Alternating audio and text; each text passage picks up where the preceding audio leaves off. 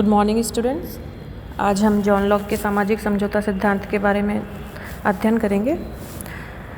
John Locke का सामाजिक समझौता सिद्धांत हम जनरली थॉमस हॉब्स के बाद में देखते हैं। सामाजिक समझौता सिद्धांत को वैज्ञानिक ढंग से प्रतिपादित करने और दार्शनिकों में हॉब्स और रूसो के साथ साथ जॉन लॉक का नाम भी उल्लेखनीय है।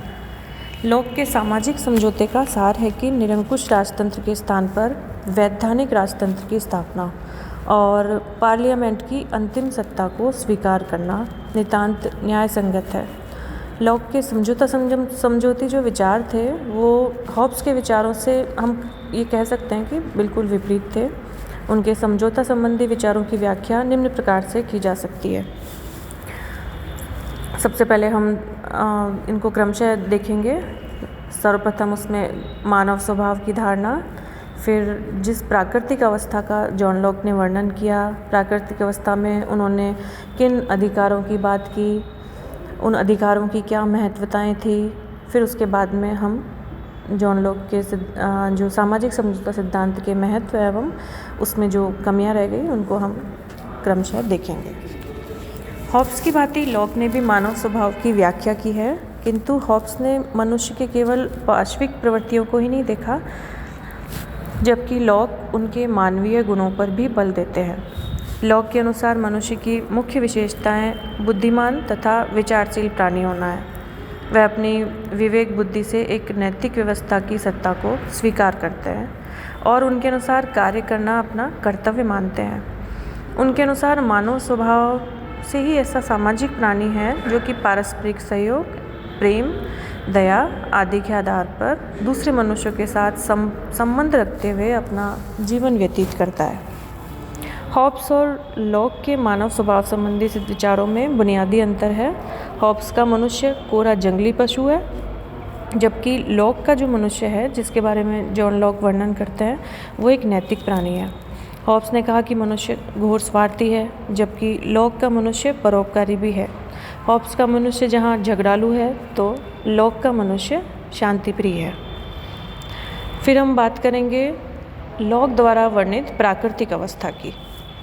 हॉब्स ने, जैसा कि हमने पिछले वीडियोज़ में देखा और पढ़ा, कि मनुष्य को घोर स्वार्थी बताया हॉब्स ने, तथा प्राकृतिक अवस्था को तदनुसार सतत संघर्ष और युद्ध की दशा माना था।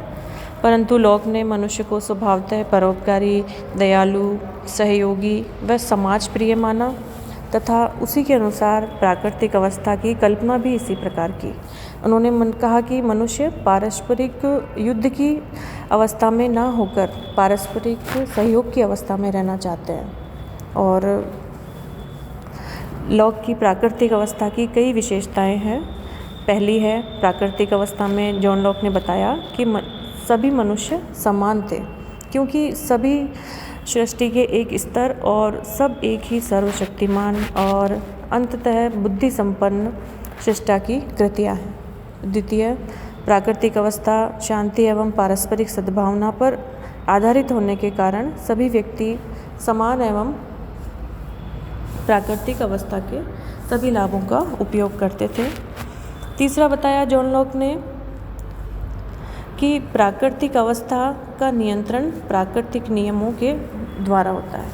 बुद्धि पर आधारित नैतिक नियम ही प्राकृतिक नियम है, जैसे कि दूसरों की हत्या करना प्राकृतिक नियमों के प्रतिकूल है, क्योंकि इसका ज्ञान हमें इस प्रकार से तर्क से होता है, जैसे व्यक्ति अपने जीवन को नष्ट करने का अधिकार नहीं रखता, वैसे ही वह दूसरों के जीवन को भी नष्ट नहीं कर सकता।